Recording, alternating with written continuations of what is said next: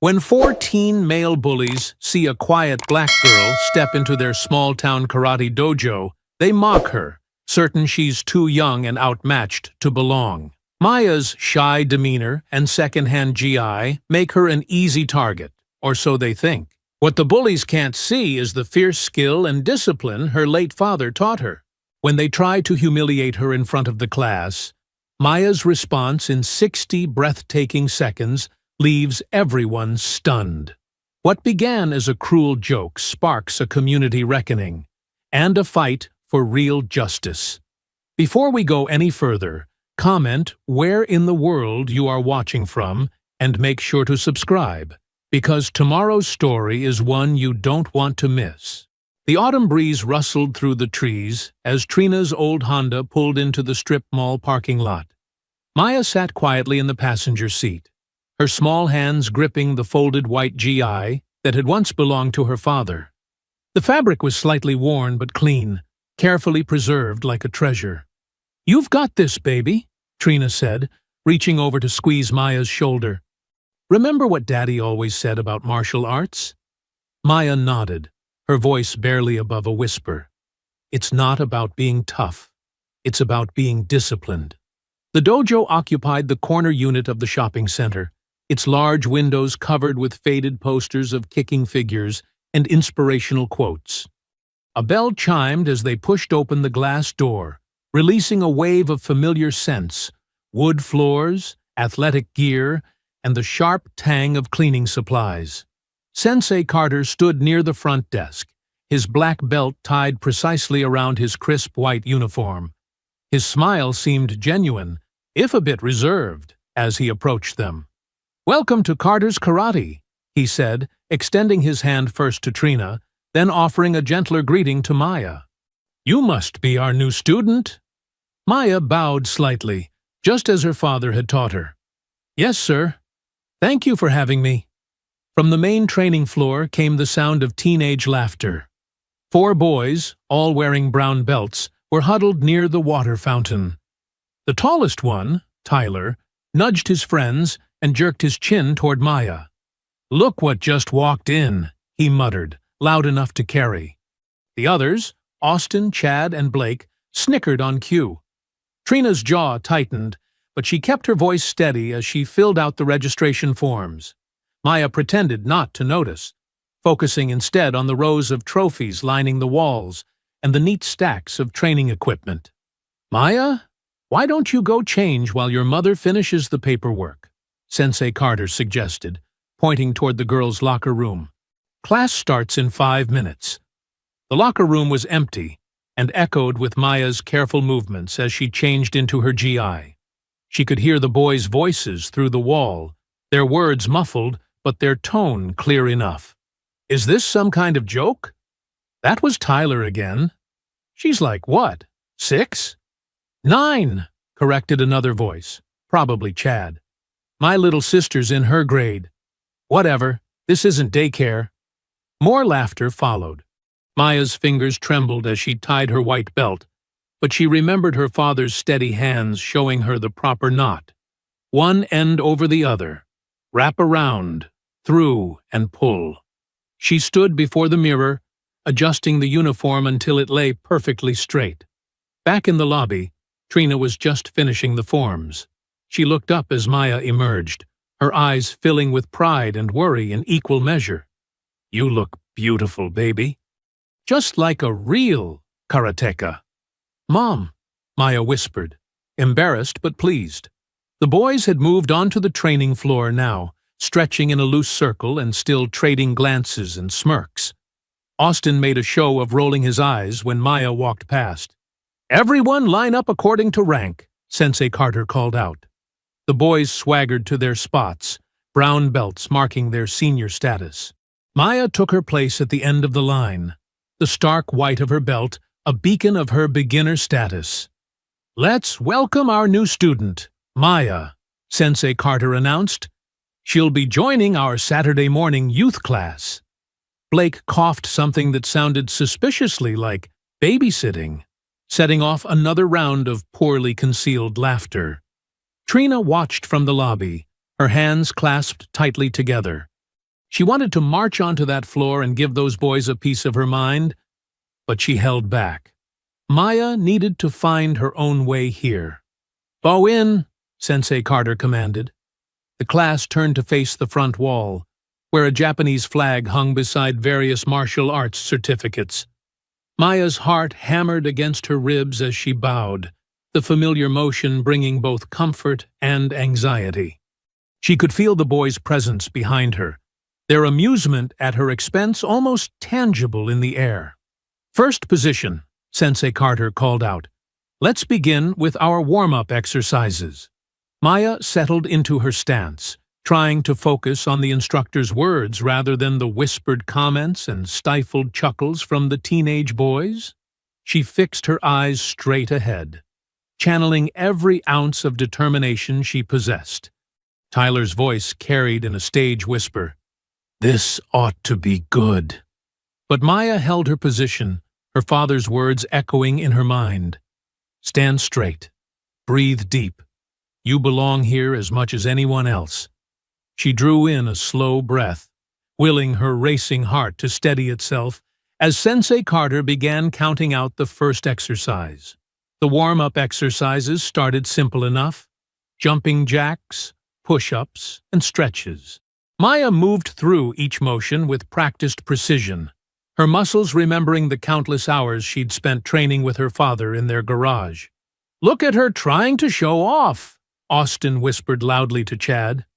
"Bet she learned that from YouTube." Maya's cheeks burned, but she kept her eyes forward, focusing on Sensei Carter's instructions.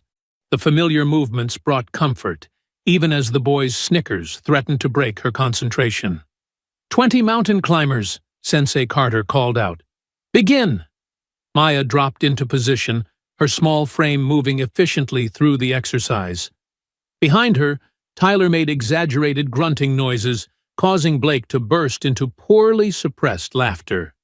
"That's enough," Sensei Carter said mildly, without turning around. "Focus on your own form." But the warning carried no real weight. The boys exchanged knowing looks, understanding that their behavior would go unchecked. "Now, let's practice our basic blocks," Sensei Carter announced. "Upper block, middle block, lower block. Follow my count." Maya settled into her stance, remembering her father's gentle corrections. "Keep your core tight," he'd always said. "Power comes from your center." Her arms moved smoothly through each position, muscle memory taking over. "Hey, look, she actually knows something," Chad stage whispered. "Maybe Daddy bought her a black belt at Walmart." The words hit Maya like a physical blow. Her next block faltered, arms suddenly heavy with grief and anger. She heard Tyler snort behind her, followed by more muffled laughter. "Boys," Sensei Carter said, his tone still frustratingly gentle, "let's maintain proper dojo etiquette." Maya blinked hard, refusing to let tears form. Her father's voice echoed in her memory. "Never let them see you cry, baby girl. That's what they want. Show them your strength instead." The class moved on to basic kicks. Maya's technique was solid. Her father had drilled these movements countless times. But when she slightly lost balance during a round kick, the boys seized their opportunity. "Timber!" Blake called out softly, setting off another round of snickering. "Perhaps she needs her mommy to hold her hand," Austin added, just loud enough for Maya to hear. Sensei Carter cleared his throat. "That's not necessary," he said, but his eyes skated away from direct confrontation. "Let's move on to partner work." The energy in the room shifted immediately. The boys straightened up, exchanging predatory grins. "Sensei," Tyler called out, his voice dripping with false innocence. "Since we're showing the new student the ropes, maybe she should try sparring. You know, to see where she fits in?" Maya's heart raced, but she kept her face carefully neutral. Through the lobby windows, she could see her mother watching intently, ready to intervene at the first sign of trouble. "That's not usually how we introduce new students," Sensei Carter hedged, but Tyler pressed on. "Come on, Sensei. How else will she learn? unless she's scared. The challenge hung in the air. Other students along the walls shifted uncomfortably, but no one spoke up. Maya could feel their eyes on her, waiting to see what she would do. "I'm not scared," Maya said quietly, her voice steady despite her pounding heart. Sensei Carter looked uncertain. "Maya, you don't have to—" "Please, Sensei," she insisted, remembering her father's words about facing challenges head-on. "I want to learn." The rest of the class passed in a blur of basic drills and light conditioning. The boys continued their commentary, growing bolder with each tepid warning from Sensei Carter. Every time Maya executed a move correctly, they found something to mock: her size, her form, her presence itself. When Sensei Carter finally called for the class to line up and bow out, Maya's GI was damp with sweat, her muscles trembling from the effort of maintaining her composure. The boys swaggered past her toward the changing rooms, bumping shoulders and trading triumphant looks. "Good first class," Sensei Carter told her, but his eyes didn't quite meet hers. "See you next week?" Maya nodded, not trusting her voice. She changed quickly in the empty locker room, carefully folding her father's GI and placing it in her bag. In the car, Trina watched her daughter buckle her seatbelt, concern evident in her expression. "How was it, baby? Did you like the class?" Maya stared straight ahead, summoning a smile she didn't feel. "It was good, Mom. I want to come back next week." "Are you sure? Those boys seemed—" Trina's voice trailed off, heavy with unspoken worry. "I'm sure," Maya said firmly, even as her hands clenched in her lap. "Daddy would want me to stick with it." Trina reached over and squeezed her daughter's shoulder, recognizing the stubborn set of Maya's jaw, so like her father's. The car pulled out of the parking lot, leaving behind the dojo, where Maya's real test was only beginning. Maya stood in the girls' locker room, her hands shaking slightly as she tied her GI belt. The cramped space felt even smaller today, especially when voices from the hallway drifted through the thin walls. "Did you see her last time?" Tyler's voice carried clearly. "Acting like she knows something." "We'll fix that today," Austin replied, followed by muffled laughter. "During sparring," Tyler continued, his voice dropping lower but still audible, "we'll show her what real karate looks like. Teach her where she belongs." Maya's stomach tightened, but she forced herself to breathe deeply, just as her father had taught her. "Center yourself," he would say. "Fear is normal, but don't let it control you." She adjusted her GI one last time, checking that the worn white fabric was properly aligned. The uniform had belonged to her father. It was too big, but she'd carefully folded and pinned it to fit. Every time she wore it, she felt closer to him. Through the lobby windows, Maya noticed several adults she hadn't seen before, watching the dojo floor with interest. They were dressed expensively, wearing expressions of smug superiority that matched their sons. Tyler's father, in particular, stood front and center, his arms crossed and jaw set in a way that mirrored his son's stance.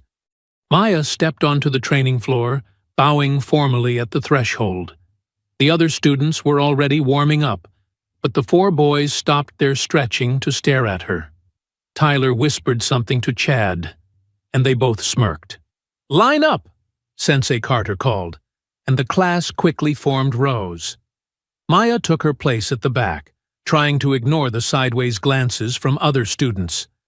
The warm-up passed quickly, though Maya noticed Tyler making frequent trips to the front desk, where he seemed to be studying a clipboard intently. She recognized it as the sparring rotation list, usually posted before class. "Today we'll focus on kumite, sparring," Sensei Carter announced. "Remember, this is about control and technique, not power. I expect clean matches." Tyler's hand shot up.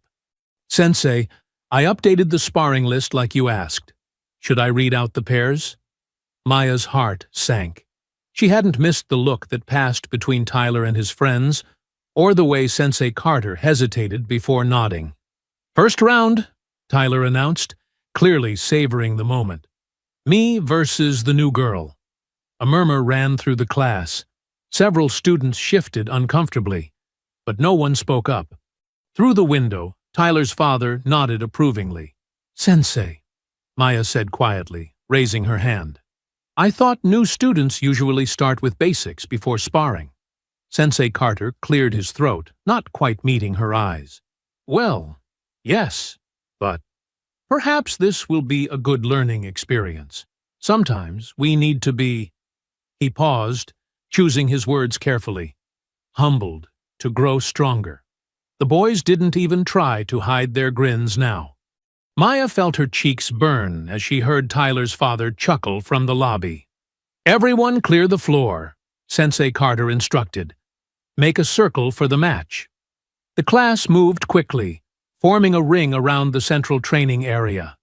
Maya walked to her starting position, very aware of the eyes following her every move.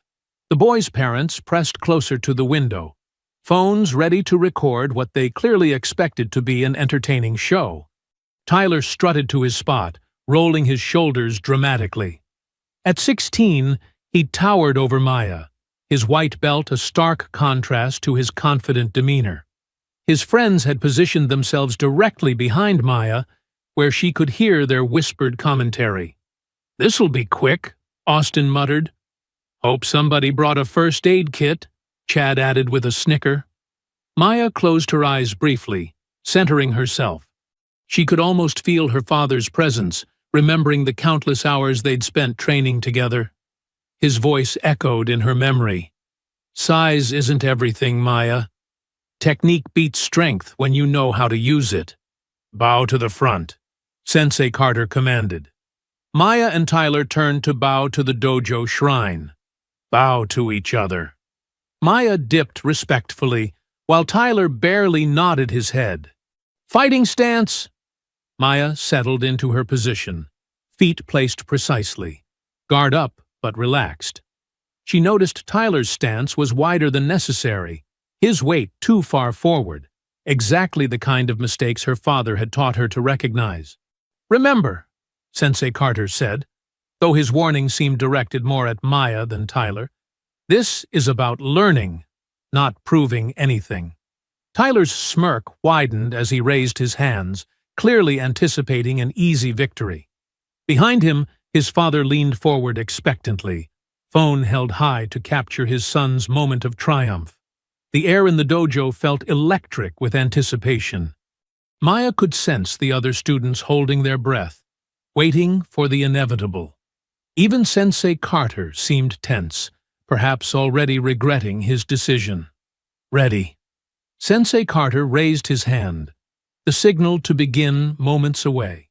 Maya drew one last calm breath, her father's teachings crystallizing into perfect clarity in her mind.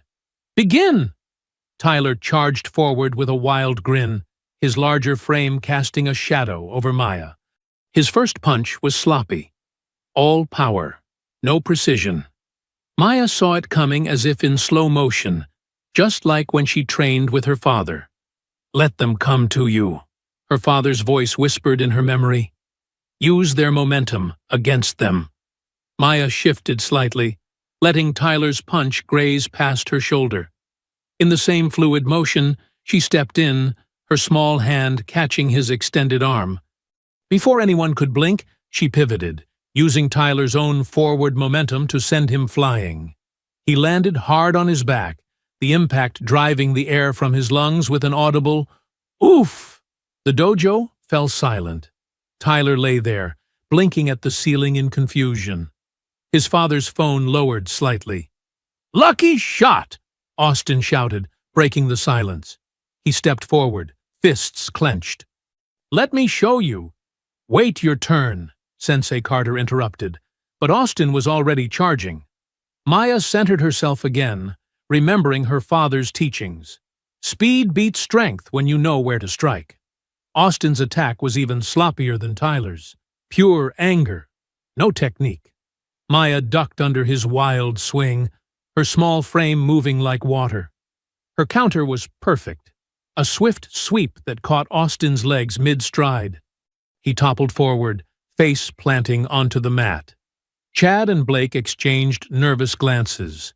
The crowd of students had grown completely still, their expressions a mixture of shock and growing admiration. Through the window, Maya caught a glimpse of her mother arriving to pick her up, stopping short at the unexpected scene. "Who's next?"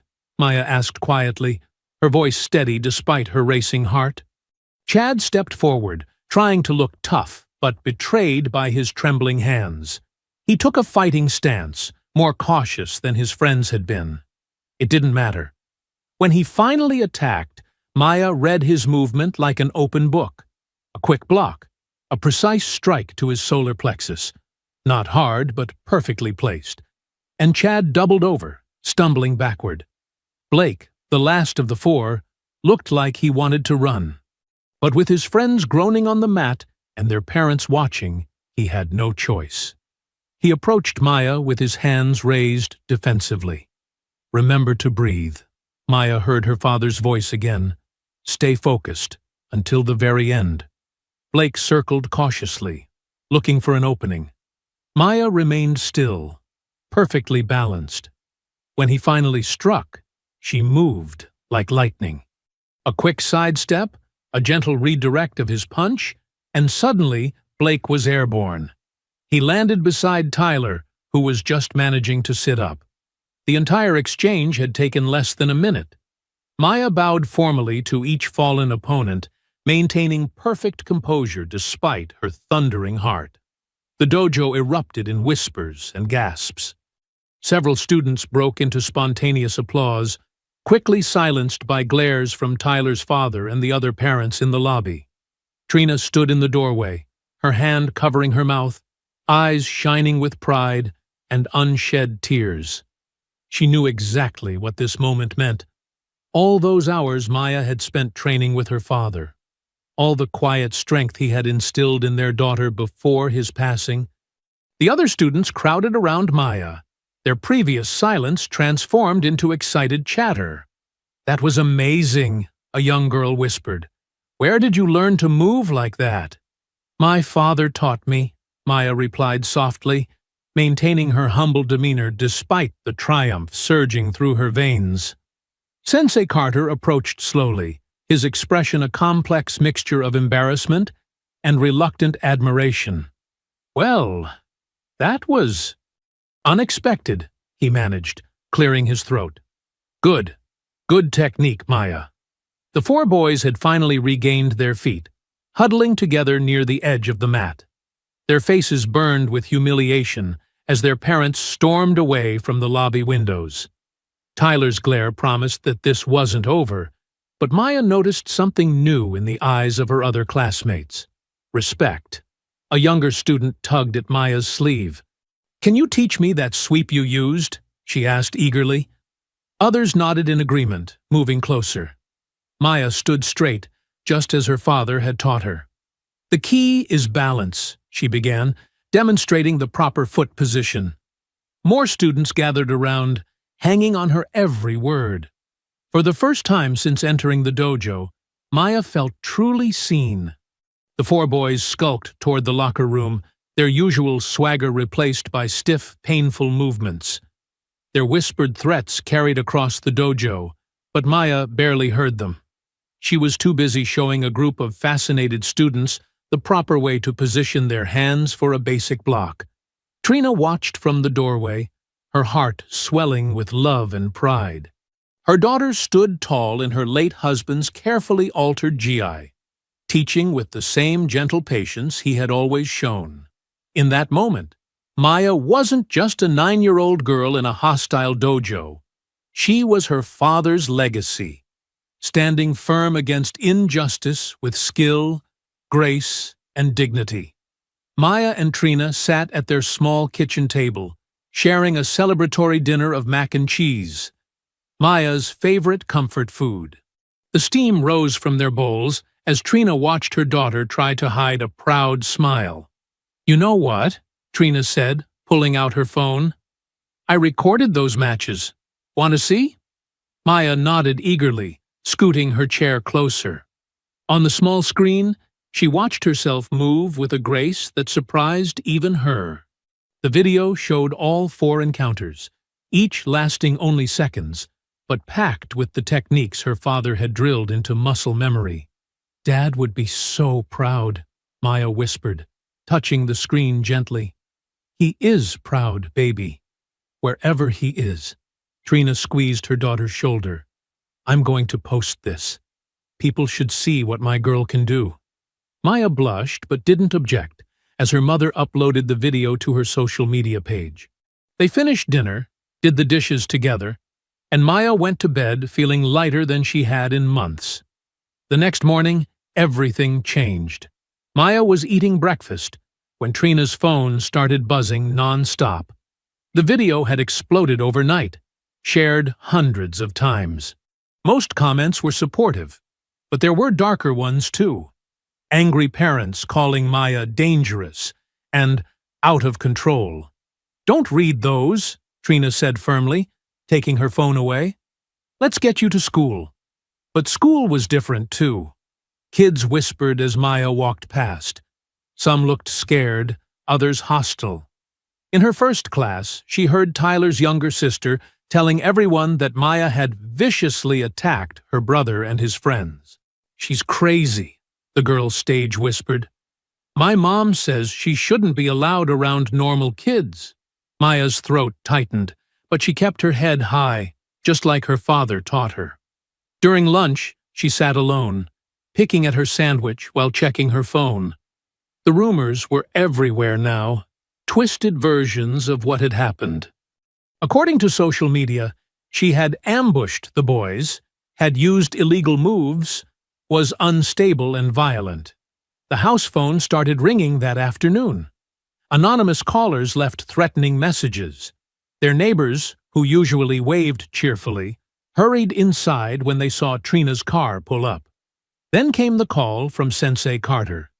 Maya sat on the couch, close enough to hear both sides of the conversation as Trina put the phone on speaker. "Mrs. Daniels," Sensei Carter's voice wavered. "We have a situation." "What kind of situation?" Trina's tone was ice-cold. "The parents of several students have expressed serious concerns about safety. They're threatening legal action. Maya's display yesterday was technically against dojo rules. Students aren't supposed to spar outside their age and weight class. Rules you ignored when those boys targeted my daughter." Trina shot back. "Yes, well," Carter cleared his throat. "The thing is, we need to suspend Maya's membership. Just temporarily, until things cool down. You understand? It's a liability issue." "A liability issue?" Trina's voice rose. "The only liability was letting those boys bully a 9-year-old girl. Maya defended herself using proper technique, which you would know if you'd been paying attention, instead of letting those boys run wild." "Mrs. Daniels, please. Tyler's father is on the city council. The other parents are threatening to pull their kids out. I have a business to think about." "And I have a daughter to think about," Trina snapped. "A daughter who did nothing wrong except stand up for herself. But I guess that's still not allowed, is it?" The line went quiet for a moment. "I'm sorry," Carter said finally. "The suspension stands. We'll refund your membership fees." Trina hung up without another word. She turned to Maya, who sat very still, hands folded in her lap like her father had taught her during meditation. "Baby," Trina started. "It's okay, Mom," Maya said quietly. "I understand." Later that night, Maya sat cross-legged on her bed, watching the video again on her tablet. In it, she moved with confidence and skill, each technique perfect, just as her father had shown her. She looked strong, capable, everything he'd wanted her to be. But now that strength had turned the whole town against them. Her phone buzzed with cruel messages from fake accounts. Through her window, she saw Mrs. Peterson across the street quickly closing her curtains. Trina appeared in the doorway, still in her work clothes. She'd spent the afternoon dealing with worried calls from her supervisor about All this negative attention. You watching that again? She asked softly. Maya nodded. Did I do something wrong, Mom? Should I have just let them win? Trina crossed the room in 3 quick steps and sat on the bed, pulling Maya into a fierce hug. No, baby. You did exactly what you should have done. You stood your ground. You showed respect, even when they didn't deserve it. Your father taught you well. But now, everyone hates us. They don't hate us. They're scared because you showed them something they didn't expect. People get mean when they're scared. Trina pulled back, looking Maya in the eyes. But we're not going to let them win. Not now. Not ever. What can we do? We fight back. The right way, like your father taught you. With dignity, with skill, and with truth. Trina's voice was steel wrapped in velvet. I promise you, Maya, this injustice will not stand. The morning sun cast long shadows across the sidewalk as Maya walked to school, her small hand gripped tightly in her mother's. The usual chorus of children's voices and running feet had gone quiet. Parents hustled their kids to the other side of the street, whispering and pointing. Head up, baby, Trina murmured, squeezing Maya's hand. Just like Dad taught you. Maya straightened her spine, trying to channel her father's quiet strength. But her stomach churned as they approached the school entrance. Groups of students scattered like startled birds as they passed. Remember what we talked about, Trina said, kneeling to straighten Maya's collar. You did nothing wrong. If anyone gives you trouble, go straight to the teacher, Maya finished. I know, Mom. Trina hugged her daughter tight, then watched as Maya walked through the heavy double doors. The whispers started immediately. That's her. My brother said she's crazy. Mom says we can't play with her anymore. Maya kept her eyes forward, just like in the dojo. Focus on the path ahead. Don't let them see you flinch. She made it to her classroom and slid into her seat, noticing how the surrounding desks suddenly emptied. Even Mrs. Peterson, her usually warm-hearted teacher, seemed different. When Maya raised her hand to answer a math question, Mrs. Peterson's eyes skipped right over her, calling on someone else. During group work, no one would partner with her. I'll work alone, Maya told Mrs. Peterson quietly, fighting back tears. Maybe that's best, Mrs. Peterson replied, not quite meeting her eyes. Just for now. At her desk, Maya could hear Tyler's sister Jessica holding court with her friends. My brother had to go to the doctor, Jessica announced loudly. She could have really hurt him. Dad says she's dangerous. Maya's pencil snapped in her grip. She hadn't hurt anyone. She'd used controlled techniques, perfect form, just like Dad taught her. But no one seemed to care about the truth. Meanwhile, across town at the customer service center where she worked, Trina sat stiffly in her supervisor's office. Mr. Roberts shuffled papers on his desk, looking uncomfortable. Trina, you've been an excellent employee, he began. But this situation with your daughter, it's causing some concern in the community. My daughter defended herself against bullies, Trina said evenly, using proper martial arts technique. Yes, well, Mr. Roberts cleared his throat. Several of our clients have expressed discomfort. The video you posted has gotten quite a bit of attention. Not all of it positive. So I should have let my daughter be humiliated? Let those boys. We're not discussing the incident itself, Mr. Roberts cut in. We're discussing the impact on our business. I need you to keep family matters private, Trina. Take down the video. Stop engaging with comments online. We can't have this kind of negative attention. Trina's hands clenched in her lap. Is my job at risk, Mr. Roberts? He wouldn't meet her eyes. Let's hope it doesn't come to that. During her lunch break, Trina tried calling Sensei Carter again. This time, he actually answered. Mrs. Daniels, I truly am sorry, he said, sounding tired. But Tyler's parents have already contacted their lawyer. They're talking about suing for endangerment. Endangerment? Trina's voice cracked. Those boys targeted my daughter. I know. But they're claiming Maya used excessive force, that she wasn't properly supervised. Their lawyer says I could lose everything. So instead, you're punishing a 9-year-old girl for defending herself? What happened to all that talk about discipline and character? Carter sighed heavily. Sometimes we have to make hard choices to survive. I'm sorry, but the suspension stands. Back at school, Maya sat alone at lunch, her sandwich untouched. The cafeteria buzzed with conversation, but a bubble of silence surrounded her table. She watched other kids laughing, sharing snacks, making plans for after school. Even Jenny, who had smiled at her yesterday after the sparring matches, now sat with her back turned. Maya pulled out her notebook, opening it to a blank page.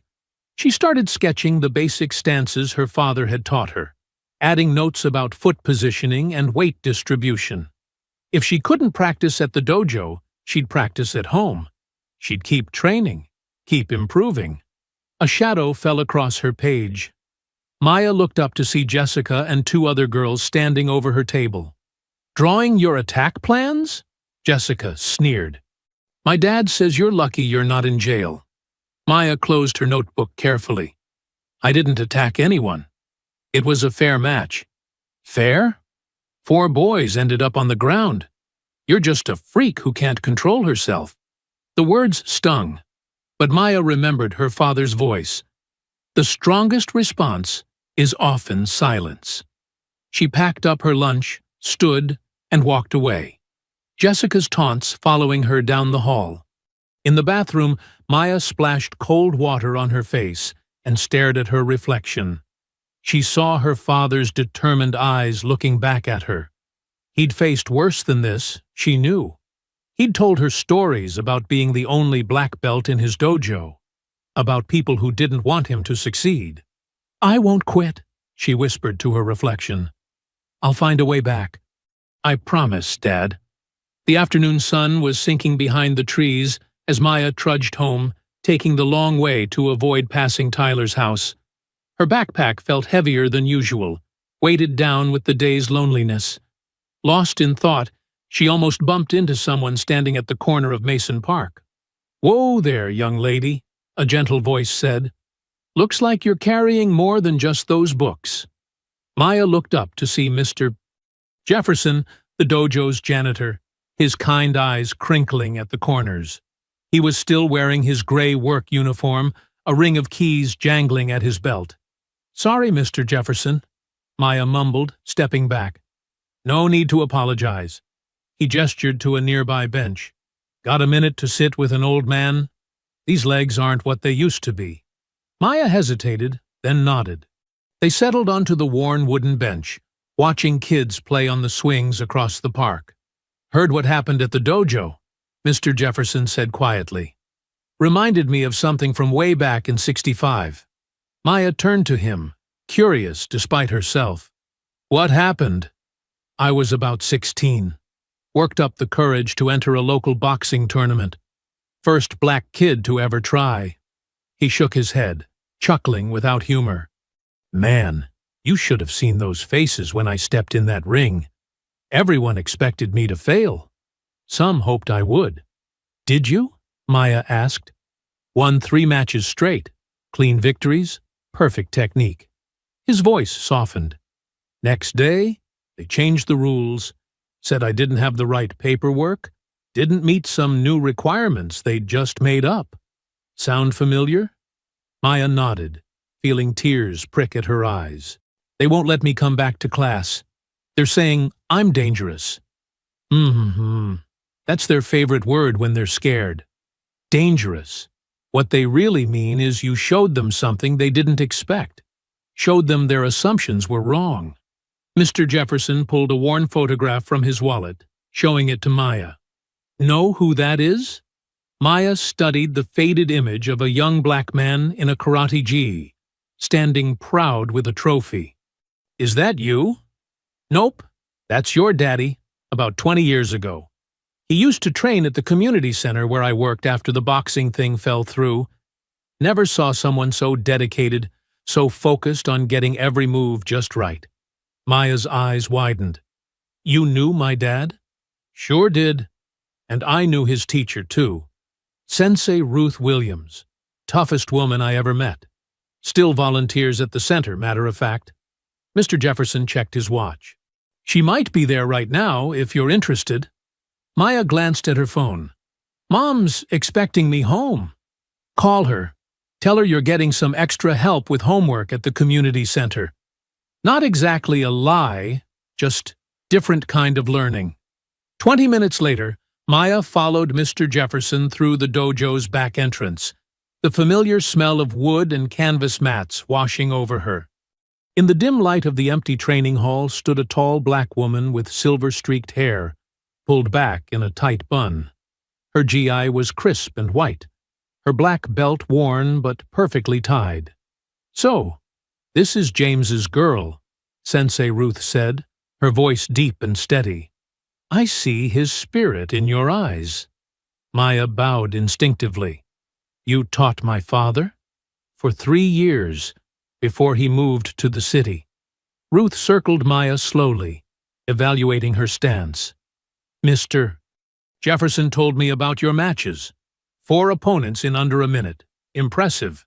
But now comes the real test. What test? Standing your ground when the whole world tries to push you down. Ruth moved to the center of the mat. Your father faced the same battles. He learned that technique isn't just about punches and kicks. It's about keeping your dignity when they try to take it. About finding your power when they say you don't deserve any. Maya felt something stir in her chest. Hope, maybe, or determination. Will you teach me? 3 nights a week after closing. Mr. Jefferson will let you in. Ruth's stern expression softened slightly. But you have to promise me something. What? No matter how hard it gets, no matter what they say or do, you keep showing up. You keep training. You keep proving them wrong, not with anger, but with excellence. Can you do that? Maya thought of her father, of his quiet strength and unwavering perseverance. Yes, Sensei. Then let's begin. Show me your front stance. For the next hour, Ruth drilled Maya on basics, correcting the smallest details of each movement. Her teaching style was different from Sensei Carter's, more demanding, more precise, but also more encouraging. When Maya executed a perfect kick, Ruth's good felt like the highest praise. Mr. Jefferson watched from his spot by the door, occasionally sharing stories about Maya's father's training days. He used to practice that same kick hundreds of times, he said. Said he wouldn't stop until it was flawless. As the session ended, Maya felt muscles burning she didn't know she had, but her heart felt lighter than it had all day. Same time Wednesday, Ruth said, adjusting Maya's GI collar. And remember, excellence is your answer to ignorance. Walking home in the growing darkness, Maya replayed Ruth's words in her mind. For the first time since the suspension, she felt truly hopeful. The bullies might have taken away her spot at the dojo, but they couldn't take away her determination to improve, to excel, to prove herself worthy of her father's legacy. Her phone buzzed. A text from her mom asking where she was. Maya picked up her pace, a small smile playing at her lips. She had allies now. She had a plan. Most importantly, she had a way to keep training, to keep growing stronger. The bullies thought they'd won, but Maya knew better. This was just the beginning. Maya's alarm buzzed at 5:30 a.m., and she silently slipped out of bed, careful not to wake her mother in the next room. Her muscles ached from last night's training with Sensei Ruth, but she pushed through the discomfort as she changed into her workout clothes. The morning routine had become second nature over the past 2 weeks. Stretches, push-ups, and kata practice in their small backyard. The dewy grass soaked through her socks, but Maya didn't mind. Each morning session helped her stay sharp for the evening training at the community center. After her workout, Maya tiptoed back inside. She could hear her mother's tired movements in the kitchen. Trina's face looked drawn, with dark circles under her eyes that makeup couldn't quite hide. "Morning, baby," Trina said, attempting a smile. "I made oatmeal." Maya noticed the pile of bills on the kitchen table, partially hidden under a newspaper. A red past due stamp peeked out from one envelope. "Thanks, Mom. I can wash the dishes before school." "You're such a good girl." Trina kissed Maya's forehead, then frowned at a new scratch on their kitchen window.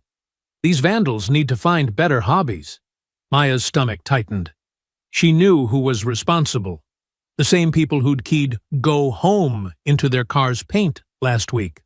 The same ones who'd thrown rocks through their living room window, forcing them to patch it with plastic sheeting until they could afford repairs.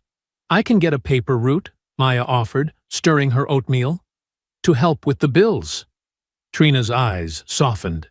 "No, baby. You focus on school and your study sessions." They both knew she meant the secret training, though they never discussed it directly. "I'll figure something out."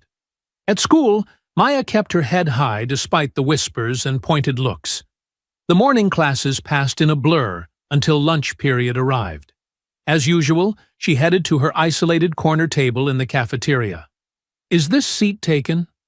Maya looked up to see Emily Sloan standing there, lunch tray in hand. Emily was white, like most kids at school, but her smile seemed genuine. No," Maya said cautiously. "But you don't have to."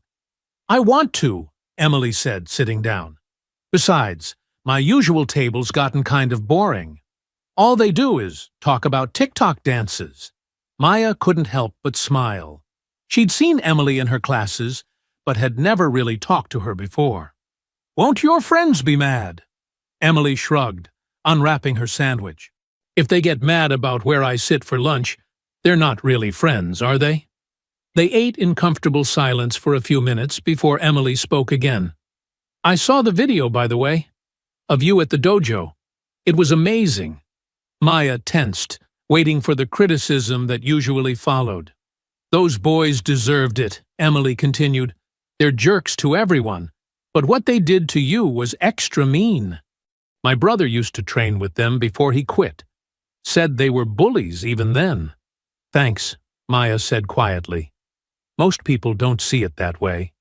Most people are scared of standing up to them because their parents are rich and important." Emily rolled her eyes. "My dad says that's what's wrong with this town. Too many people worried about making waves." After school, Maya helped her mother clean up another mess. Eggs thrown at their front door. Trina's hands shook as she scrubbed, but her voice remained steady. "We're not giving them the satisfaction," she said firmly. "This is our home." That evening at the community center, Maya threw herself into training with renewed energy. Ruth worked her harder than ever, drilling complex combinations and sparring techniques. Mr. Jefferson watched from his usual spot, offering encouragement and water breaks. "Your focus is improving," Ruth noted as Maya executed a perfect roundhouse kick. "You're learning to channel your frustration into power." "Had a lot of practice lately," Maya said, wiping sweat from her forehead. Speaking of practice," Ruth exchanged glances with Mr. Jefferson. "There's something you should know about." Maya lowered her guard, curious. "What is it?" "The Regional Youth Karate Championships are coming up next month," Ruth said, adjusting her belt. "Open registration. Any style welcome. No dojo affiliation required." Maya's heart skipped a beat. "You means you could compete," Mr. Jefferson said. "Show everyone what real karate looks like." "But," Maya hesitated, "what about Sensei Carter's suspension?" "He has no authority over public tournaments," Ruth said firmly. "This would be your chance to prove yourself on neutral ground, to reclaim your honor in front of the whole community." Maya thought about her mother's tired eyes, Emily's brave friendship, the endless whispers and vandalism. She thought about her father's photograph in Mr. Jefferson's wallet, standing proud with his trophy. "When can I register?" she asked. The town hall's wooden benches creaked as Maya and her mother found seats near the back. The monthly council meeting had drawn a larger crowd than usual, and Maya knew why. Whispers followed them like shadows. "That's the girl. The one from the dojo. Did you see the video?" Trina squeezed Maya's hand, her grip firm but gentle. They'd come to speak about the recent vandalism, but Mayor Thompson had shuffled their item to the end of the agenda. Maya watched as Tyler's father, dressed in an expensive suit, commanded attention near the front row. "Just community business," he was saying loudly to his circle of supporters. "We need to discuss safety at youth sporting events. Some participants are simply too aggressive." Emily appeared beside Maya's bench, her pink backpack clutched to her chest. "Hi," she whispered, sliding in next to them. "My dad made me come, but I'm glad you're here too." Maya smiled, grateful for the friendly face. As the meeting droned on, Emily passed her a folded note. Inside was a printed flyer for the Regional Youth Karate Championships, with the date circled in red marker. "I can help you register," Emily whispered. "My mom works at the recreation center. She knows all about sports paperwork." Trina leaned over, examining the flyer. Her eyes lingered on the entry fee, $50. Maya saw her mother's slight frown and knew what she was thinking. That was grocery money. "We'll figure something out," Trina murmured, tucking the flyer into her purse. The meeting grew heated when Tyler's father stood to speak. "We need stricter oversight of martial arts instruction," he declared. "Some students pose a clear danger to others. I move that we require special permits for any underage participants in combat sports." Maya's chest tightened. They were trying to block her from competing before she could even sign up. But then, something unexpected happened. A familiar voice cut through the murmurs. "Point of order." It was Mr. Jefferson, standing from his seat near the middle. His janitor's uniform was pressed clean, his bearing dignified. "The town council has no jurisdiction over state-sanctioned sporting events. The regional tournament is governed by the State Athletic Commission." Mayor Thompson cleared his throat. "Mr. Jefferson is correct. We cannot intervene in state-level competitions." The next morning, Emily met Maya before school. "Mom printed all the forms we need," she said, pulling papers from her backpack. "But we only have until Friday to submit everything." They worked through lunch, filling out paperwork. Emily's mother had highlighted where they needed signatures, but there was one crucial requirement they couldn't ignore. A certified instructor had to sign off on Maya's skill level and safety training. "Ruth can't do it," Maya said quietly. "She's retired. It has to be someone currently licensed." That afternoon, they went to the community center where Ruth trained Maya. Mr. Jefferson was there, mopping the floors, but he wasn't alone. Sensei Carter stood awkwardly by the water fountain, his usual confident posture absent. "Maya," he said, his voice heavy. "Could we talk?" Ruth appeared in the doorway, arms crossed. "Whatever you have to say it here." Carter nodded, pulling a pen from his pocket. "I've been wrong about a lot of things. I let fear of losing business cloud my judgment." He held out his hand for Maya's papers. "I'll sign your medical clearance. You've more than earned it." Maya watched as he signed the forms, his signature careful and deliberate. He didn't meet her eyes, but his words were clear. "You were never officially expelled from the dojo.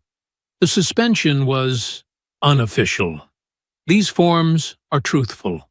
"Thank you," Maya said softly. That evening, Maya and her mother sat at their small kitchen table, sharing a simple dinner of spaghetti. The tournament entry forms lay between them, complete and ready to submit. Mr. Jefferson and Ruth pooled together for the entry fee, Trina said, twirling pasta on her fork. I tried to refuse, but she smiled. Ruth can be very persuasive. Maya pushed a meatball around her plate. Are you sure about this, Mom? What if they try something else? What if… Baby, Trina reached across the table, taking Maya's hand. For weeks, I've watched you wake up early to train, seen you hold your head high at school. You haven't let them break your spirit. She squeezed Maya's fingers. Maybe it's time we stopped hiding. Emily says she'll make posters, Maya said, a small smile forming. For the tournament. That girl's got a good heart. Trina's eyes grew distant. Your daddy would be so proud seeing you now. He always said karate wasn't just about fighting. It was about standing up for what's right. They ate in comfortable silence for a while, the weight of recent weeks feeling somehow lighter. Through their patched window, the sunset painted the kitchen in warm colors, and for the first time in a long time, Maya felt real hope flutter in her chest. We should celebrate, Trina said suddenly. Ice cream? I think we've got enough for 2 small sundaes. Maya nodded, watching her mother move to the freezer. Tomorrow would bring new challenges, but tonight they allowed themselves to imagine victory. Not just in the tournament, but over the fear and hatred that had tried to drive them down. Emily's thumbs flew across her phone screen as she sat cross-legged on Maya's front porch. Look at this! 300 shares already! She tilted the screen to show Maya a video of their last training session with Ruth. Maya watched herself executing a perfect roundhouse kick. I don't know, Emily. Maybe we shouldn't draw so much attention.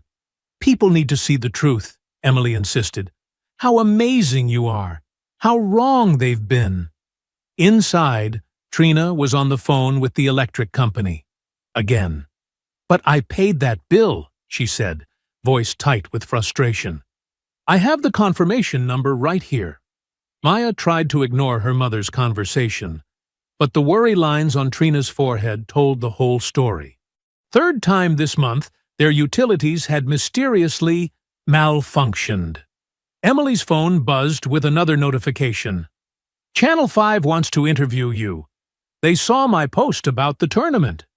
No interviews, Trina called from inside, hanging up the phone.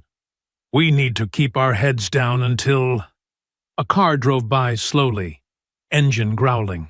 Tyler's father behind the wheel, staring hard at their house. Emily instinctively scooted closer to Maya. You don't have to stay, Maya told her friend. I know your dad got those phone calls at his office. Emily's face hardened. I'm not going anywhere. My dad says if they want to threaten his job for supporting what's right, then maybe he needs a new job anyway. Later that afternoon, during training at the community center, Ruth was unusually quiet. Maya caught her checking her phone between drills. Everything okay, Sensei? Maya asked, wiping sweat from her forehead. Ruth's lips pressed into a thin line. Just some concerned citizens sharing their opinions about me training you. She tucked the phone away. Nothing I haven't heard before. Now, show me that Kata again. But Maya had seen the message on Ruth's screen. Something about her volunteer position at the senior center being reconsidered. The sun was setting when they finished practice. Maya found a folded paper tucked under their welcome mat at home. Inside, newspaper letters had been pasted to spell, "Drop out or else." Trina found Maya staring at the note. Without a word, she took it, added it to a growing file, and pulled Maya into a tight hug. They're scared, Trina whispered, because they know you're going to show everyone exactly who you are. That evening, as Maya practiced in their small backyard, a familiar figure approached the fence. Sensei Carter looked different, tired, older somehow. Maya, he said softly, could we talk? Trina appeared on the back steps, protective but curious. I've been a coward, Carter said, his voice heavy with shame. I let fear of losing my business override everything I claim to teach about honor and justice. He met Maya's eyes. I'll be at the tournament, not just to sign papers, to support you. Publicly. They'll come after your dojo, Maya said. Carter's smile was sad, but determined. Let them try. Sometimes we have to lose something to remember what matters most. After he left, Maya resumed her practice, each move precise and focused. The porch light flickered, another electrical problem. But she kept going in the growing darkness. Inside, Emily's latest social media update pinged on Maya's phone. The support messages were outnumbering the hate now. People from neighboring towns promised to attend the tournament. A local civil rights group offered to document any interference. But with each message of hope came a shadow of threat. Emily's father's car was keyed in his office parking lot. Ruth's senior center students were told their instructor might be too busy to continue classes. Even Mr. Jefferson found his janitorial supplies mysteriously misplaced or damaged. Still, they persisted. Ruth trained Maya harder than ever. Emily's social media campaign grew. Mr. Jefferson told stories of much worse opposition he'd faced and overcome. That night, Maya lay in bed, her GI pressed and ready for tomorrow. The tournament schedule sat on her nightstand, her name printed clearly in the intermediate division. Outside, a car alarm went off, probably another random act of vandalism, but Maya focused on her breathing, just as Ruth had taught her. Trina came in, settling on the edge of Maya's bed. "You know," she said, smoothing Maya's covers, "when you were born, your daddy said you had fighter's eyes. Not angry eyes, determined ones." She touched Maya's cheek softly. "He said you'd change things just by being yourself." "I'm scared, Mom," Maya whispered. "Not of the tournament, of what they might do." "I know, baby." Trina's voice was strong and sure. But being scared and being brave aren't opposites. Sometimes they go hand in hand. She leaned down, kissing Maya's forehead. "I am so proud of you. Win or lose tomorrow, you have already shown more courage than most people show in a lifetime." Maya closed her eyes, feeling her mother's hand in hers. Tomorrow would come with its own challenges, but for now, in this quiet moment, she let herself feel the pride in her mother's words, the strength of all those standing beside her, and her own unwavering determination to show the world exactly who she was. The sun hadn't yet cleared the horizon when Maya's alarm buzzed. She'd barely slept, but adrenaline pushed away any tiredness as she carefully put on her freshly pressed GI.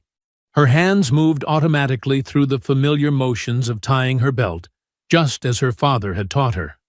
Trina was already in the kitchen, making Maya's favorite breakfast, scrambled eggs and toast. "Eat up," she said, sliding the plate across their small table. "You'll need your strength today." Maya picked at her food, stomach tight with nerves. Through their kitchen window, she could see their neighbor, Mrs. Chen, waving encouragingly. Since Emily's social media posts had gone viral, more neighbors had begun showing quiet support. The drive to the tournament venue took 30 minutes. Maya watched the familiar streets of their small town give way to the bigger city's sprawl. Trina hummed softly to the radio, but her knuckles were white on the steering wheel. The parking lot of the Western Regional Sports Complex was already filling up when they arrived. Competitors in various colored GIs streamed toward the entrance, some jumping in place to stay warm in the crisp morning air. Maya spotted several news vans with satellite dishes. "Look who's here!" a familiar voice called out. Mr. Jefferson stood near the entrance, wearing a neat suit instead of his usual janitorial uniform.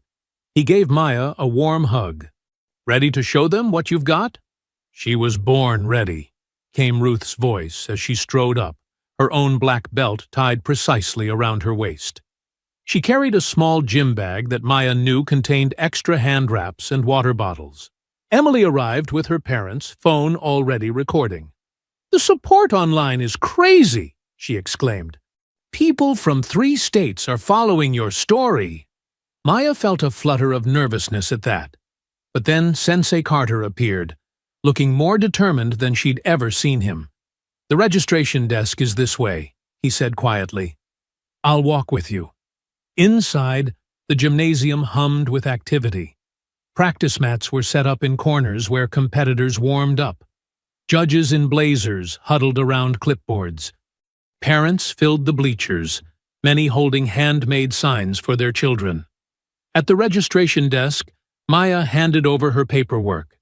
The woman checking forms frowned, looking from Maya to where Tyler's father stood nearby, clearly trying to intimidate them. But Carter stepped forward, his presence as a respected dojo owner adding weight to Maya's registration. "Everything's in order," he said firmly. "Maya Daniels, Intermediate Division." The woman stamped Maya's forms and handed her a competitor's number. As they walked away, Maya heard Tyler's father arguing loudly with the officials, but the paperwork was already processed. "Maya," Emily called from the bleachers. "Over here." She'd saved them spots near the front, perfect for watching the matches. A small cluster of supporters had gathered. Ruth's students from the senior center, some of Mr. Jefferson's friends from his activist days, even a few families from Maya's school who'd seen Emily's posts. As Maya began her warm-up stretches, she spotted Tyler, Chad, Austin, and Blake across the gym. They wore their dojo's team jackets, huddled together like wolves planning an attack. Their parents stood nearby, shooting dark looks toward Maya's cheering section. "Don't focus on them," Ruth advised, helping Maya stretch. "Remember what we practiced. Clean technique, perfect form. Let your skill speak for itself." The first matches of the day began. Maya watched carefully as other competitors faced off, noting their strategies. A local news reporter interviewed Emily about her social media campaign, while her camera operator filmed Maya warming up. Finally, Maya's division was called. Her first opponent was a tall girl from another city who smiled respectfully as they bowed to each other. The match started fast. The girl was good, but Maya was ready. Every block, every strike flowed naturally, just as she'd practiced countless times with Ruth. "Point, Maya!" the referee called as Maya landed a perfect reverse punch. The crowd cheered, not just Maya's supporters now, but others who appreciated good technique. Even some of the judges nodded approvingly. Maya won decisively, bowing again to her opponent before running to hug her mother. Trina's eyes shone with tears of pride. "That's my girl," she whispered. "Excellent form," Carter said, looking both proud and slightly ashamed as he remembered how he'd initially dismissed her. Between rounds, Maya sat with Emily and Ruth, sipping water and trying to stay focused. But movement caught her eye.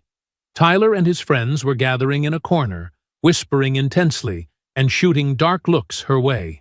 Tyler's face was red with anger, his fists clenched at his sides. "Just ignore them," Emily said. But Maya noticed Mr. Jefferson moving casually closer to Tyler's group, positioning himself where he could hear their conversation. His expression grew concerned as he listened. More competitors were called to their matches. The gym echoed with shouts and the sound of feet on mats. Maya closed her eyes, centering herself, feeling the support of everyone around her. Whatever Tyler and his friends were planning, she would be ready. Maya stepped onto the mat for her second match, the crowd's energy electric around her. Her opponent, a stocky boy from a neighboring state, towered over her. But Maya remembered Ruth's words. "Size doesn't matter when your technique is perfect." The referee signaled the start. Maya's opponent charged forward aggressively, but she sidestepped smoothly, years of training with her father flowing through her movements. When he overextended, Maya countered with a precise combination: block, step, strike. The crowd gasped as the bigger competitor stumbled backward. "Point, Maya!" the referee called. Emily's excited squeal carried over the general cheering. From the sidelines, Ruth nodded approvingly. Maya caught glimpses of Trina filming on her phone, sharing every moment with their growing online following. The match continued, Maya's perfect form drawing appreciative murmurs from the judges. She won decisively, 3-0. "That's what I'm talking about," Mr. Jefferson shouted, standing up to applaud. Even some parents from other dojos were clapping, impressed by Maya's skill. Between matches, Ruth pulled Maya aside for water and coaching. "You're flowing like water," she said, adjusting Maya's GI. "Just like your father used to. He'd be so proud today." Emily bounced around them like an excited puppy, phone in hand. "The hashtag #YourMayaStrong is trending locally," she announced. "People are sharing your story everywhere." Maya glimpsed Tyler's father arguing heatedly with tournament officials, waving papers and pointing in her direction. But Sensei Carter stood nearby, arms crossed, his presence a quiet reminder that Maya's registration was legitimate. The third match proved more challenging. Her opponent was quick and skilled, scoring the first point with a fast kick. Maya felt her heart race, but Trina's voice cut through the noise. "Breathe, baby. You've got this." Maya centered herself, remembering countless evening practices with Ruth. The next exchange was lightning fast. Maya blocked a punch, spun inside her opponent's guard, and scored with a textbook-perfect counter. The crowd erupted. "Beautiful technique," one judge commented loudly. Maya's opponent fought hard, but Maya's precision won out. The final point came from a combination that had Ruth beaming with pride. "That's my student," Ruth called out as Maya bowed to her opponent. The victory qualified Maya for tomorrow's finals, and the announcement drew cheers from her growing fan section. Tyler and his friends huddled with their parents, faces dark with anger. But Maya barely noticed them now. She was surrounded by real support, Emily hugging her, Mr. Jefferson giving her a fist bump, and Sensei Carter offering quiet congratulations. "Let's get some rest," Trina said, gathering Maya's gear. "Big day tomorrow." They drove to a modest motel nearby, where Trina had splurged on a room to avoid driving back and forth. Emily's parents had gotten the room next door, and Ruth was staying just down the hall. The motel's small meeting room became their celebration space. Someone ordered pizzas. Maya couldn't even remember who. She sat cross-legged on a worn armchair, happily munching a slice while Emily showed her all the supportive messages pouring in. "Look at this one," Emily said, scrolling on her phone. "Maya shows us all what real strength looks like. And here's another. This girl is breaking barriers and taking names." Mr. Jefferson shared stories about other fighters for justice he'd known, making everyone laugh with his animated storytelling. Ruth demonstrated key moments from Maya's matches, drawing applause from their small but devoted audience. Trina sat beside Maya, arm around her shoulders, looking more relaxed than she had in weeks. "I knew you could do it," she said softly. "You're just like your father. Unstoppable when you set your mind to something." The pizza boxes emptied as the evening wore on. Someone found paper cups and soda in the motel vending machine. It wasn't fancy, but Maya couldn't remember feeling happier. Here, surrounded by people who believed in her, the past weeks of isolation and harassment felt distant. Emily's parents chatted with Trina about tomorrow's schedule. Ruth discussed strategy with Sensei Carter, who had stopped by briefly to drop off some sports drinks for tomorrow. Mr. Jefferson entertained younger siblings of other competitors with magic tricks he'd learned from his grandfather. Maya leaned back in her chair, taking it all in. The motel room was small and the furniture was worn, but it felt like a palace filled with champions. For the first time since the trouble started, she felt truly hopeful. Tomorrow would bring new challenges, but tonight was for celebrating how far she'd come. "Time for bed soon," Trina announced, noticing Maya trying to hide a yawn. "Champions need their rest." Maya nodded, hugging her supporters goodnight one by one. Emily promised to meet her for breakfast, already planning their social media strategy for tomorrow. Ruth gave her a gentle fist bump, her eyes twinkling with pride. The walk to their room was short, but Maya felt like she was floating. The day's matches played through her mind, not as anxiety, but as confirmation that she belonged here, that all her training had prepared her for this moment.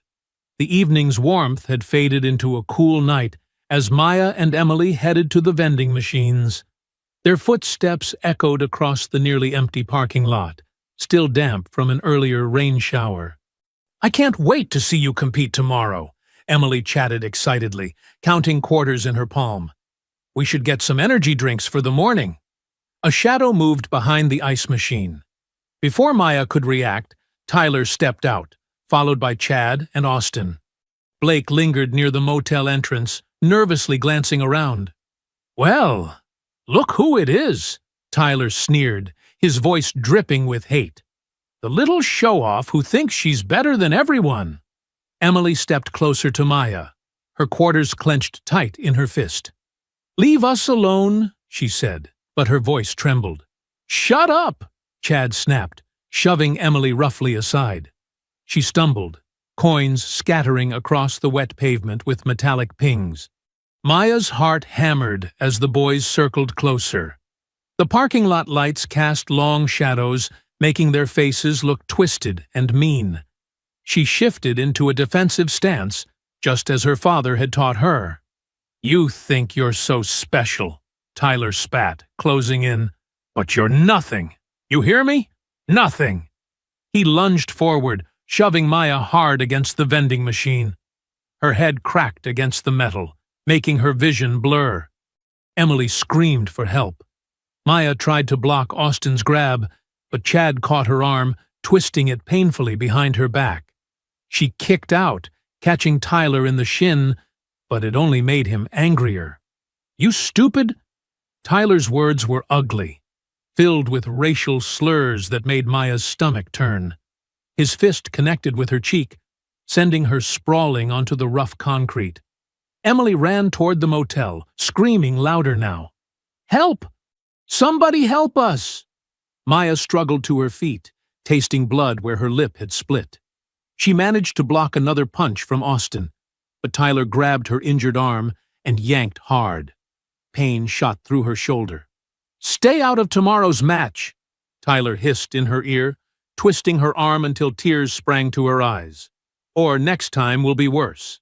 Doors began opening along the motel walkway. Blake's panicked voice cut through the night. "Someone's coming!" The boys released Maya, shoving her one last time. She fell hard, scraping her palms and face on the pavement. Tyler kicked her once in the side before they scattered into the darkness. "Maya!" Trina's voice carried across the parking lot. Running footsteps approached as Maya tried to push herself up, her whole body shaking. "Baby, oh my God!" Trina dropped to her knees beside Maya, gathering her daughter close. Ruth and Mr. Jefferson weren't far behind, along with several other motel guests. Emily ran back with her parents, crying. They attacked her. Tyler and his friends. They were waiting for us. Maya's face throbbed where Tyler had hit her. Her arm felt like it was on fire, and warm blood trickled from her scraped cheek. But worse than the physical pain was the humiliation burning in her chest. Someone called the police. Maya sat wrapped in her mother's arms, shivering despite the blanket someone had brought. Ruth examined her injuries with gentle hands, while Mr. Jefferson paced angrily nearby.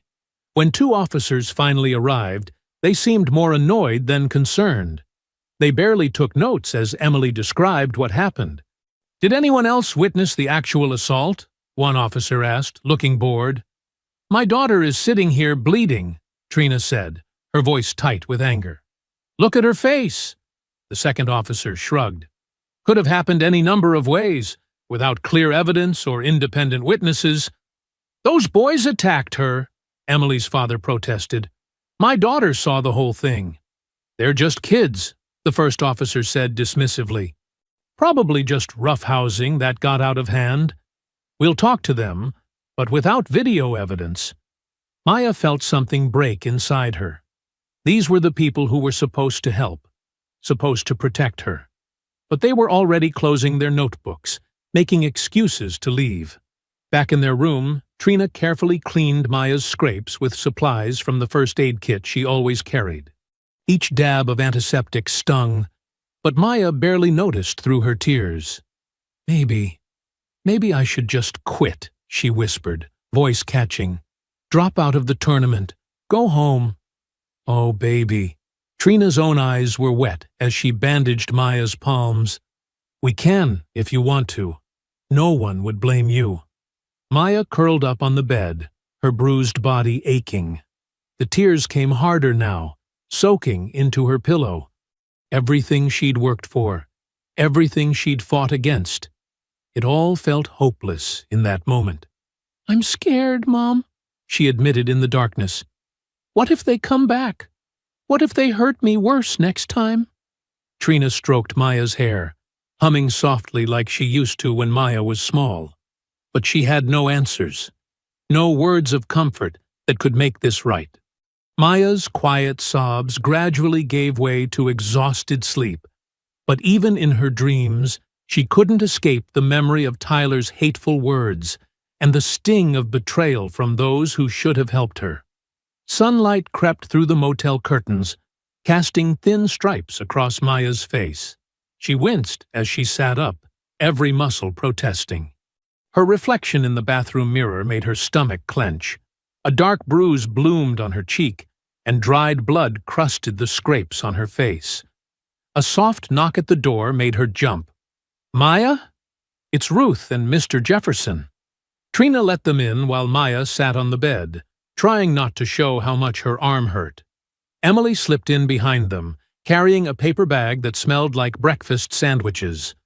Child, look at me, Ruth said, sitting beside Maya. Her weathered hands were gentle as she examined Maya's injuries. Those cowards. Attacking a child in the dark. Mr. Jefferson paced the small room, his usually calm face tight with anger. Just like the old days. Nothing changes unless we make it change. I don't know if I can compete, Maya whispered, looking down at her bandaged palms. Everything hurts. That's exactly what they want, Ruth said firmly. They want you broken, scared, hiding. She tilted Maya's chin up, making her meet her eyes. Are you going to give them what they want? Before Maya could answer, Emily's phone buzzed. She grabbed it, eyes widening. Maya! Someone got it on video! A guest recorded everything from their balcony. They crowded around the phone. The footage was grainy but clear enough. Tyler and his friends attacking Maya and Emily, the racial slurs audible in the night air. The video had already been shared hundreds of times. It's everywhere, Emily said, scrolling through comments. People are furious. They're calling the police department, demanding action. As if on cue, Trina's phone rang.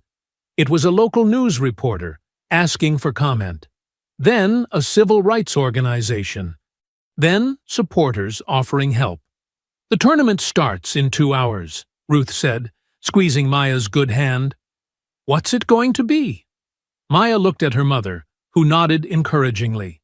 At Emily, whose friendship had never wavered. At Mr. Jefferson, who'd fought these battles before. At Ruth, who believed in her when no one else did. I'm competing, Maya said, her voice growing stronger. They don't get to win like this. Ruth helped Maya stretch carefully, working out the worst of the stiffness. Emily braided Maya's hair while Trina fielded more calls. Mr. Jefferson disappeared, returning with ice packs and athletic tape. When they arrived at the tournament venue, the atmosphere had completely changed. News vans lined the parking lot. Civil rights advocates carried signs supporting Maya. Local parents who'd stayed silent before were speaking out, their own children sharing stories of bullying by Tyler and his friends. Inside, tournament officials huddled in urgent discussion. The boys' parents were noticeably absent, along with their sons, who'd been disqualified after the video evidence emerged. Police officers, different ones from last night, took statements from witnesses. "Maya," Sensei Carter approached, looking ashamed. "I need to say something to everyone. Will you let me?" Maya nodded, surprised by the respect in his voice. He walked to the center of the tournament floor and called for attention. The crowd fell silent. "Last night, something happened that shames our whole community," he began, his voice carrying across the hushed room. "A young student was attacked for daring to excel, for challenging the status quo, for being different." He paused, swallowing hard. "I've been part of the problem, by staying silent when I saw bullying, by choosing comfort over courage, by letting fear of losing business matter more than doing what's right." Murmurs rippled through the crowd. Maya felt Emily squeeze her hand. "But today, we have a chance to stand for something better," Carter continued. "Maya Daniels shows us what real courage looks like, not just in her skill as a martial artist, but in her determination to face down hatred with dignity, to fight back against injustice with grace." The crowd began to applaud. Maya saw phones recording, more people sharing the story. Faces that had turned away from her yesterday now smiled in support. "So today, I'm breaking with our dojo's board," Carter announced. "I'm standing with Maya, with what's right. Because that's what martial arts is supposed to teach us, not just how to fight, but when to fight. For justice, for honor, for change." The applause became thunderous. People stood, cheering. Maya felt tears in her eyes, but these were different from last night's.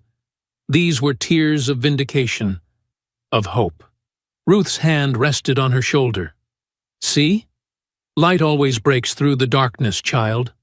Always. Now, let's get you warmed up. You've got some winning to do." Maya nodded, straightening her spine despite the pain. She saw faces in the crowd, neighbors who'd finally found their voices, children who looked at her with admiration instead of fear, adults who were choosing, at last, to stand up and speak out. The morning sun streamed through the venue's high windows, warming her face. Maya took a deep breath and began her warm-up routine. Each movement a declaration. "I am here. I belong. I will not be broken." The tournament arena hummed with anticipation. Local news cameras lined the walls, their red lights blinking. Phones recorded from every angle as Maya stepped onto the mat, her bruised face drawing gasps from those who hadn't yet seen the viral video of last night's attack. Across the mat, Tyler stood with his shoulders tensed, his earlier cockiness replaced by something darker. His parents had pulled strings to keep him in the tournament, despite the assault allegations, claiming there wasn't enough evidence yet to disqualify him. "Remember," Ruth whispered as Maya adjusted her belt, "he fights with anger. You fight with heart. That's why you'll win." Maya nodded, trying to ignore the throbbing in her arm. The bruises from last night felt like they were pulsing with each heartbeat. But when she looked into the crowd, she saw strength reflecting back at her. Her mother's proud smile, Emily's encouraging thumbs up, Mr. Jefferson's steady nod, and hundreds of faces that had transformed from hostile to supportive overnight. The referee called them to center mat. Maya walked forward, each step deliberate despite her aching muscles. Tyler's face was a mask of barely contained rage as they bowed. "Ready?" The referee looked between them. "Begin!" Tyler attacked immediately, charging forward with a wild combination of punches. Maya slipped to the side, letting his momentum carry him past. The crowd gasped at his aggression, but Maya remembered her father's voice. Patience. Let them wear themselves out. She blocked another flurry of strikes, feeling the impact jar her injured arm. Tyler pressed forward, trying to back her into a corner. "You should have stayed down," he hissed, quiet enough that only she could hear. Maya said nothing, focusing on her breathing like Ruth had taught her. She saw the pattern in Tyler's attacks. All power, no precision. His next kick came high, telegraphed by his shoulder tension.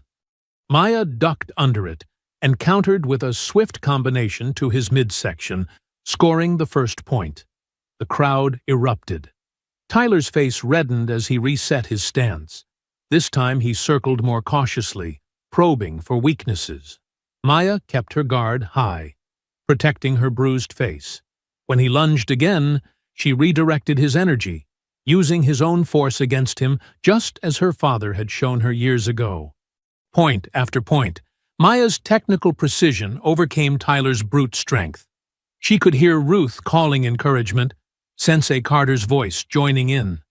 The local news commentator was describing her technique in amazed tones, the footage streaming live across the region.